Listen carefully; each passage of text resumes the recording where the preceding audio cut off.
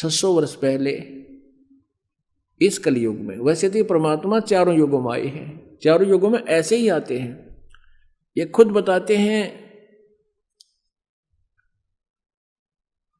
कि सतयुग में सत सुकृत कै टेरा,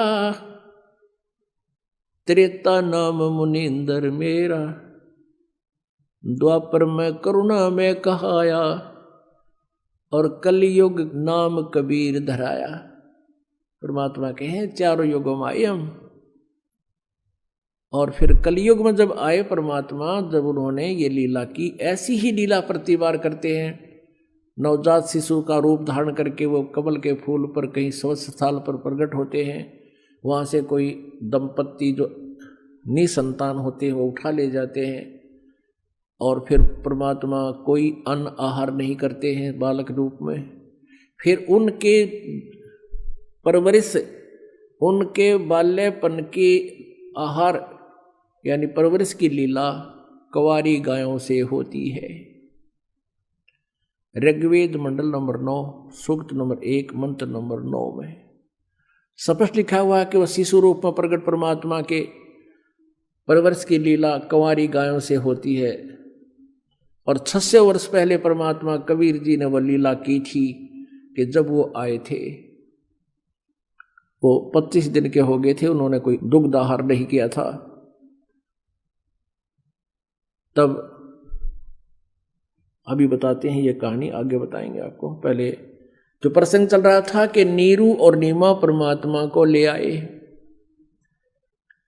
और कोई कह रहा है ये ब्रह्मा है, कोई कहे विष्णु जी का अवतार है, कोई कहे शिव जी का अवतार है, ये तो कोई कहे में तो देवता नजर आता है। देवता कहते हैं ये तो कोई और परम शक्ति है, आकाश से वो डिस्कस कर रही है।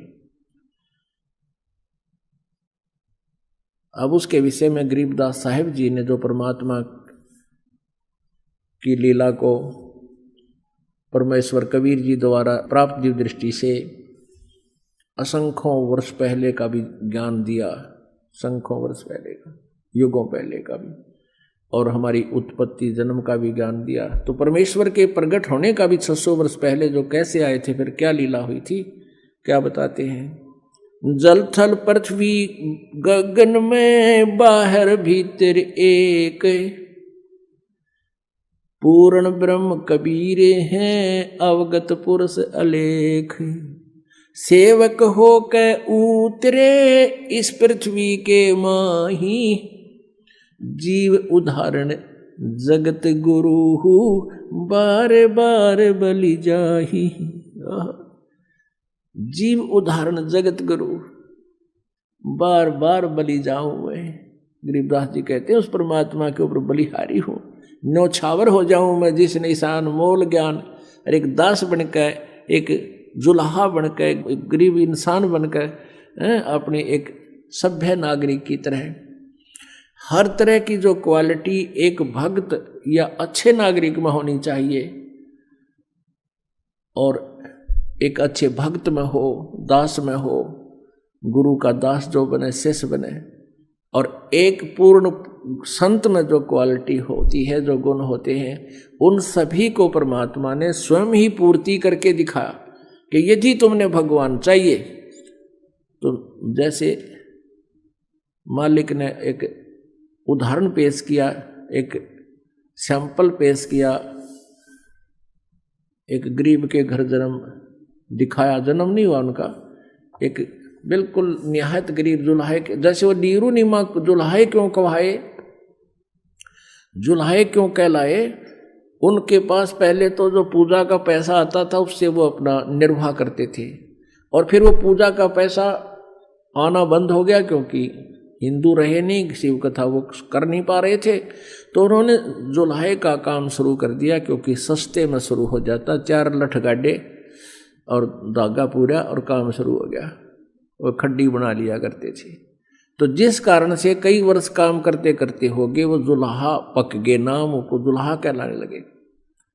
और फिर परमात्मा भी अपने लीला करते थे, माता पिता तो वो नहीं थे, वो तो वैसे उनको मिले थे, फिर भी अपने माता पिता के व्यवसाय में एक नेक संतान ने खूब मदद करनी चाहिए।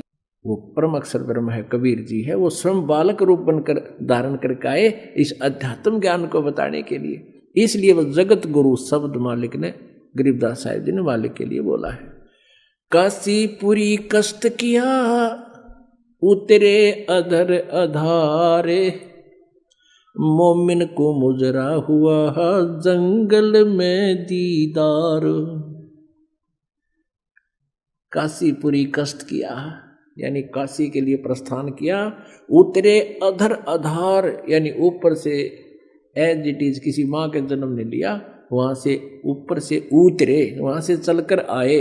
जैसे ऋग्वेद मंडल नंबर 9 सूक्त नंबर 86 मंत्र नंबर 26-27 में दो मंत्र बहुत अजब समझनिया होता है कोई, कि वो परमात्मा जो लोक के तीसरे पृष्ठ पर तीसरे भाग में विराजमान है ऊपर, वहां से गति करके आता है।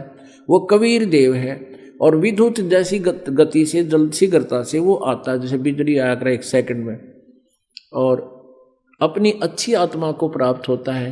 वो अपने रूप को सरल करके, क्योंकि वहाँ परमात्मा का जो सतलोक में शरीर है मनुष्य जैसा, वहाँ भी भगवान उसके एक रोमकूप में करोड़ सूर्य मिला दे, करोड़ चंद्रमा, उनकी रोशनी भी उस माल्य के एक रोमकूप के नूर के सामने फीकी है, हल्की पड़े है, इतना तेजों में है वो। एज इट इज वहाँ या आ जा तो हमारे तो उल्लू की तरह आंखें बंद हो जाए, हम देख नहीं सकते चरम दृष्टि से। तो वो अपने रूप को सरल करता हुआ हल्के तेज पुंज का बना के, और वहां से अपने भक्तों के विघ्नों को मर्दन करता हुआ वो अच्छी आत्मा को मिलता है।